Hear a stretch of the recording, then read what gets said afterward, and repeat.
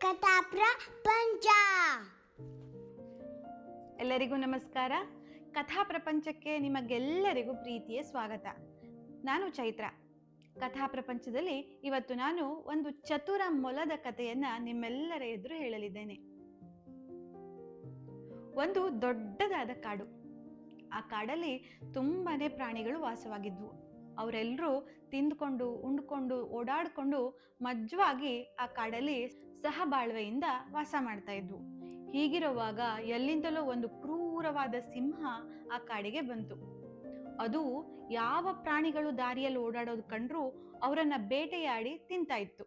ಅಲ್ಲದೆ ಅದರ ಕೆಟ್ಟ ಅಭ್ಯಾಸ ಏನಂದ್ರೆ ಅದು ತನ್ನ ಹಸಿವಿಗಾಗಿ ಮಾತ್ರ ಪ್ರಾಣಿಗಳನ್ನ ಬೇಟೆಯಾಡ್ತಾ ಇರ್ಲಿಲ್ಲ. ಮನಸ್ಸಿಗೆ ಬಂದಾಗ ತನ್ನ ಮೋಜಿಗಾಗೂ ಕೂಡ ಪ್ರಾಣಿಗಳನ್ನ ಕೊಲ್ತಾ ಇತ್ತು.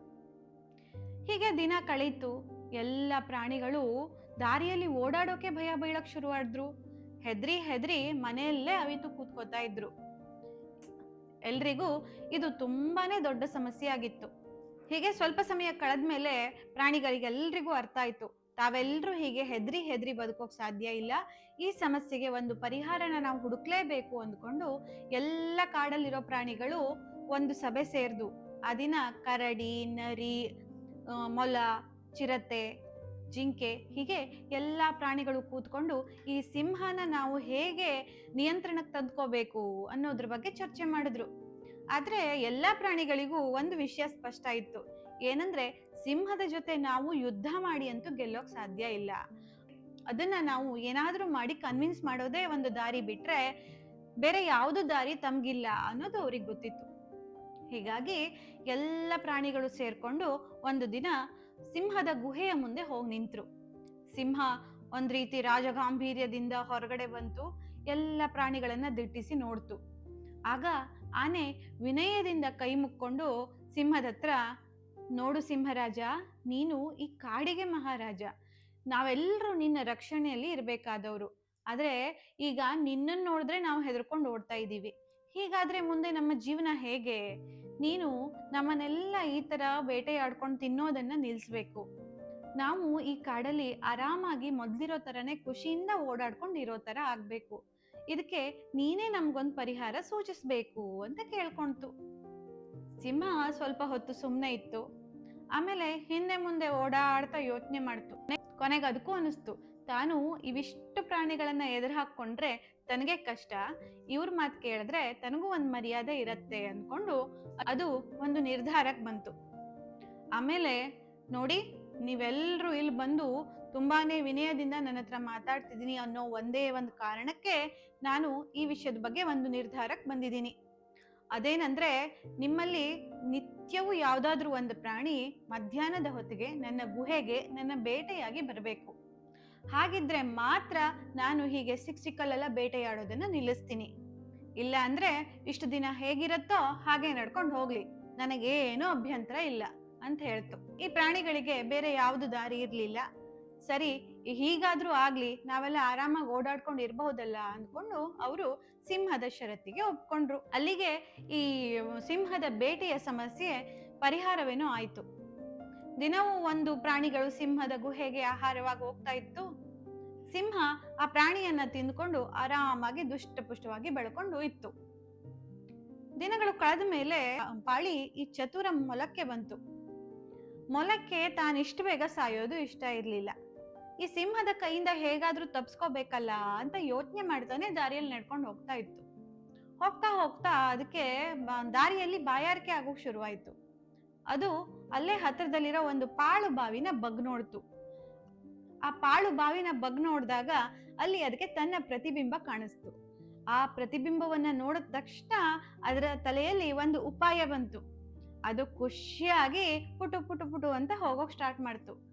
ಅದು ಉದ್ದೇಶಪೂರ್ವಕವಾಗಿ ಸಿಂಹದ ಗುಹೆಗೆ ಅವತ್ತು ಲೇಟ್ ಆಗಿ ಹೋಗಿ ತಲುಪ್ತು. ಈ ಕಡೆ ಸಿಂಹ ಹಸಿವೆಯಿಂದ ಸಿಟ್ಟು ಬಂದು ಆ ಕಡೆಯಿಂದ ಈ ಕಡೆಯಿಂದ ಆ ಕಡೆ ಓಡಾಡ್ತಾ ಇತ್ತು. ಅದಕ್ಕೆ ಹಸುನ ತಡ್ಕೊಳಕ್ಕೆ ಆಗ್ತಿರ್ಲಿಲ್ಲ. ಈ ಪ್ರಾಣಿಗಳಿಗೆ ತಾನೊಂದು ಬುದ್ಧಿ ಕಲಿಸ್ಲೇಬೇಕು ಅಂತ ಮನಸ್ಸಿನಲ್ಲೇ ಅಂದ್ಕೋತಿತ್ತು. ಸಿಂಹ ಮೊಲ ಬಂದ ತಕ್ಷಣ ತನ್ನ ಕೈಯಲ್ಲಿ ಗಟ್ಟಿಯಾಗಿ ಹಿಡ್ಕೊಂಡು ಏಯ್, ಯಾಕೋ ಇಷ್ಟು ಲೇಟಾಗಿ ಬಂದೆ? ನಾನಿಲ್ಲಿ ಹಸುವೆಯಿಂದ ಕಾಯ್ತಿರ್ತೀನಿ ಅನ್ನೋ ಪರಿಜ್ಞಾನ ಇಲ್ವಾ ನಿನಗೆ? ಇವತ್ತು ನಿಮ್ಮೆಲ್ಲ ಪ್ರಾಣಿಗಳಿಗೂ ನಾನೊಂದು ಪಾಠ ಕಲಿಸ್ತೀನಿ. ನನ್ನನ್ನೇ ಕಾಯಿಸ್ತೀರಲ್ವಾ ನೀವು ಅಂತ ಸಿಟ್ಟಿನಿಂದ ಕೂಗ್ತು. ಆಗ ಮೊಲಕ್ಕೆ ಮನಸ್ಸಿನಲ್ಲಿ ತುಂಬಾ ಭಯ ಆಗ್ತಿತ್ತು. ಆದ್ರೂ ಅದು ಧೈರ್ಯ ತಂದ್ಕೊಂಡು, ನೋಡು ಸಿಂಹರಾಜ, ನಿನ್ನನ್ನ ಕಾಯಿಸೋ ಅಷ್ಟು ಧೈರ್ಯ ನನಗೆಲ್ಲಿಂದ ಬರಬೇಕು? ನಾನು ಸಮಯಕ್ಕಿಂತ ಬೇಗನೆ ಬರಬೇಕು ಅಂತ ಏನೋ ಹೊರಟೆ. ಆದ್ರೆ ದಾರಿಯಲ್ಲಿ ಬರ್ಬೇಕಿದ್ರೆ ನನಗೆ ಇನ್ನೊಂದು ಸಿಂಹ ಸಿಗೋದಾ? ಆ ಸಿಂಹ ನೋಡಿದ್ರೆ ನಿನ್ನನ್ನ ನಾನ್ ತಿಂತೀನಿ ಅಂತ ಗಲಾಟೆ ಶುರು ಮಾಡ್ತು. ನಾನಂದೆ, ನಾನು ಈ ಕಾಡಿನ ಸಿಂಹರಾಜನ ಬೇಟೆ, ಹಾಗಾಗಿ ನೀನ್ ನನ್ನ ತಿನ್ನೋ ಹಾಗಿಲ್ಲ ಅಂತ. ಆದ್ರೆ ಅದು, ಏನು, ಈ ಕಾಡಿಗೆ ಬೇರೆ ಸಿಂಹ ರಾಜ ಬೇರೆ ಇದ್ದಾನಾ? ಈ ಕಾಡಿಗೆ ನಾನೇ ರಾಜ, ಎಲ್ಲಾನು ನಾನ್ ಹೇಳ್ದಾಗೆ ಆಗ್ಬೇಕು. ಇನ್ಯಾವ ಸಿಂಹ ಇದೆ ಅಲ್ಲಿ? ಅದು ಇದ್ರೂನು ಬರೀ ಪುಕ್ಕಲ್ ಸಿಂಹ. ಎಲ್ಲಿದೆ ಅದು? ಕರ್ಕೊಂಡ್ ಬಾ ನನ್ನ ಎದುರಿಗೆ ಅಂತ ನನಗೆ ಹೇಳ್ತು ಅಂತಂತು. ಈ ಸಿಂಹಕ್ಕೆ ಮೊದ್ಲೇ ಹಸು ಬೇರೆ ಆಗಿತ್ತು, ಏನ್ ಮಾಡ್ಬೇಕು ಅಂತ ತಿಳಿದೆ ಒದ್ದಾಡ್ತಾ ಇತ್ತು. ಈ ಮೊಲದ ಮಾತು ಕೇಳಿ ಪಿತ್ತ ನೆತ್ತಿಗೇರ್ತು. ಏನೋ ಇನ್ನೊಂದ್ ಸಿಂಹನ? ಅದು ನನ್ನನ್ನ ಪುಕ್ಲ ಅಂತ? ಎಲ್ಲಿ ತೋರ್ಸೋದ್ನ? ಅದಕ್ಕೊಂದು ಗತಿ ಕಾಣಿಸಿನೇ ಆಮೇಲೆ ನಿಮ್ಮೆಲ್ಲ ಪ್ರಾಣಿಗಳನ್ನ ನಾನು ವಿಚಾರಿಸ್ಕೋತೀನಿ ಅಂತ ಹೇಳ್ತು. ಆಗ ಮೊಲ ಸಿಂಹನ ಹಾಳು ಬಾವಿ ಹತ್ರ ಕರ್ಕೊಂಡು ಹೋಯ್ತು. ಹಾಳು ಬಾವಿ ಹತ್ರ ಕರ್ಕೊಂಡೋಗಿ, ನೋಡ್ ಸಿಂಹರಾಜ, ಅಲ್ಲೇ ಆ ಹಾಳು ಬಾವಿಯಲ್ಲೇ ಅಡ್ಕೊಂಡಿದೆ ಸಿಂಹ, ಆದಷ್ಟು ಬೇಗ ಅದಕ್ಕೊಂದು ಗತಿ ಕಾಣಿಸು ಅಂತ ಹೇಳ್ತು. ಸಿಂಹ ಬಗ್ ನೋಡ್ತು. ನೀರ್ನಲ್ಲಿ ಅದಕ್ಕೆ ತನ್ನ ಪ್ರತಿಬಿಂಬ ಕಾಣಿಸ್ತು. ಸಿಂಹಕ್ಕೆ ಮೊದಲೇ ಹಸುವಾಗಿತ್ತು. ಅದಕ್ಕೇನು ಗೊತ್ತಾಗ್ತಾನೆ ಇರ್ಲಿಲ್ಲ, ಏನ್ ನಡೀತಿದೆ, ಈ ಮೊಲದ ಯೋಜನೆ ಏನು ಅನ್ನೋದು ಏನು ಸಿಂಹಕ್ಕೆ ಪರಿಜ್ಞಾನ ಇರ್ಲಿಲ್ಲ. ಹಾಗಾಗಿ ಅದು ಆ ತನ್ನ ಪ್ರತಿಬಿಂಬನ ನೋಡಿ, ಓ, ಇನ್ನೊಂದು ಸಿಂಹ ನೀರಲ್ಲಿದೆ, ಅಡ್ಕೊಂಡು ಕೂತ್ಕೊಂಡಿದೆ ಅಂತ ಅಂದ್ಕೊಂಡು ಜೋರಾಗಿ ಗರ್ಜಿಸ್ತು. ಆ ಪ್ರತಿಧ್ವನಿ ಇಡೀ ಕಾಡಿಗೆ ಕೇಳಿಸ್ತು. ಎಲ್ಲಾ ಪ್ರಾಣಿಗಳು ಏನಾಯ್ತು ಏನಾಯ್ತು ಅಂತ ಎಲ್ರೂ ಒಂದ್ ಕಡೆ ಬಂದು ಸೇರಿದ್ರು. ಸಿಂಹಕ್ಕೆ ಏನ್ ಅನಿಸ್ತು ಅಂತಂದ್ರೆ, ಆ ಪ್ರತಿಧ್ವನಿನ ಕೇಳಿ ಬಾವಿಯಲ್ಲಿ ಇರೋ ಸಿಂಹನೇ ತನ್ನನ್ನು ನೋಡಿ ಘರ್ಜಿಸ್ತಿದೆ ಅಂತ ಅನ್ನಿಸ್ತು. ಜೊತೆಗೆ ಈ ಮೊಲ ಬೇರೆ ಉರಿಯೋ ಬೆಂಕಿಗೆ ತುಪ್ಪ ಸುರಿಯೋ ತರ, ನೋಡು ಸಿಂಹರಾಜ, ನಿನ್ನನ್ನು ನೋಡಿ ಹೇಗೆ ಎದುರಿಸ್ತಾ ಇದೆ ಅಂತ, ಅದು ಬಾವಿ ಒಳಗೆ ಇದೆಯಲ್ಲ, ಹೇಗಂದ್ರೂ ತನ್ನನ್ನು ನಿನ್ನ ಹತ್ರ ಮುಟ್ಟಕ್ಕಾಗಲ್ಲ ಅನ್ನೋ ಧೈರ್ಯ ಅದಕ್ಕೆ. ನೋಡು, ಅದಕ್ಕೊಂದು ಗತಿ ಕಾಣಿಸ್ತೀಯೋ ಏನೋ ಅಂತ ನೋಡು ನೀನು ಅಂತ ಮತ್ತೆ ಹೇಳ್ತು. ಆಗ ಸಿಂಹಕ್ಕೆ ಸಿಟ್ಟು ತಡ್ಕೊಳಕ್ ಆಗದೆ ಹಿಂದೆ ಮುಂದೆ ಯೋಚನೆ ಮಾಡದೆ ಆ ಸಿಂಹನ ಹಿಡಿಬೇಕು ಅಂತ ಬಾವಿ ಒಳಗೆ ಹಾರ್ಬಿಡ್ತು.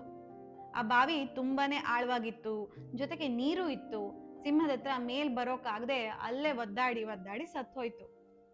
ಇದನ್ನೆಲ್ಲ ನೋಡ್ತಾ ಇರೋ ಪ್ರಾಣಿಗಳು ಮೊಲದ ಬುದ್ಧಿವಂತಿಕೆಯನ್ನ ನೋಡಿ ಅದನ್ನ ಅಭಿನಂದಿಸಿದ್ರು.